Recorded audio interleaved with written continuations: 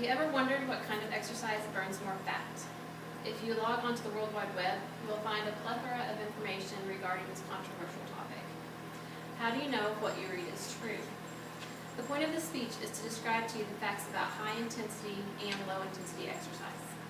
I'm qualified to speak on this subject because I have done extensive research on both types of exercise.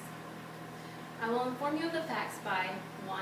Helping you to understand how energy is used and how muscle rebuilding/recovery occurs. 2.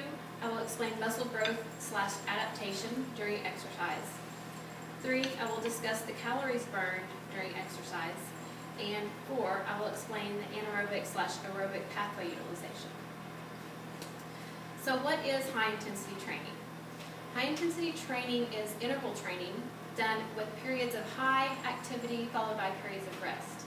So for example, a 30-second all-out sprint followed by 30 seconds of rest for 6 to 7 rounds would be considered high-intensity exercise. High-intensity exercise burns calories, but it also utilizes energy stores in the rebuilding/recovery stage of muscle. Post-exercise oxygen consumption is increased due to high demands on the anaerobic energy pathways.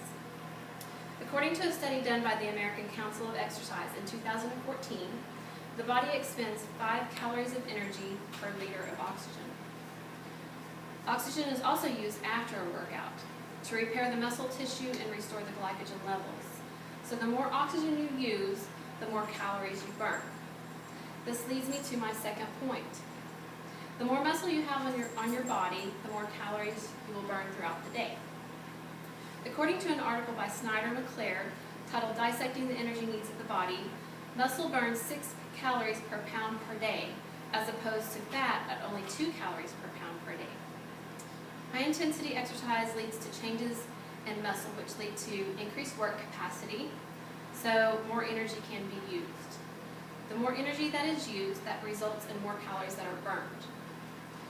Muscle tends to burn carbs and fats at an increased rate, which also decreases your body fat percentage. So what are the drawbacks of high-intensity exercise?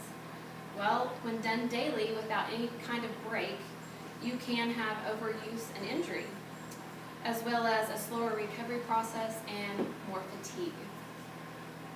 So what is low-intensity exercise? Well, it is the exact opposite of high-intensity. An article by Len Kravitz and Micah Zuhl titled High-Intensity Training versus Continuous Endurance explains it as working at no more than 60 to 65% of your maximum heart rate for longer periods of time. So low-intensity exercise burns more measurable calories, and it's also easier to maintain. Kravitz and Zuhl state that 60% of calories come from fat during low-intensity training. So the more sustainable the pace, people tend to stick with it. Sustained activity for greater than 20 minutes burns increased fat for energy as compared to more carbs for energy by high-intensity training. A study done by Dr. Scott Conley and Dr. William Carpenter found that low-intensity training was found to be more enjoyable and sustainable. Did you know that Conley and Carpenter also state that aerobic metabolism, or low-intensity training, converts about 42 energy cells from a single molecule of glucose, as compared to only 4 with high-intensity training? This leads me to ask, what is so bad about low-intensity training? Well, not all people enjoy low-intensity training. It's done for a longer period of time. They may not have enough time in their day. Also, there are complaints that it can be boring and repetitive. So in conclusion, you should be informed of the facts of both low-intensity and high-intensity training. In this speech, you have learned 1. How energy is used, 2. How muscle growth/adaptation occur during both types of training, 3. The calories burned in relation to exercise intensity, and 4. Anaerobic and aerobic pathway utilization. The purpose of this speech was to educate you on both high-intensity and low-intensity training.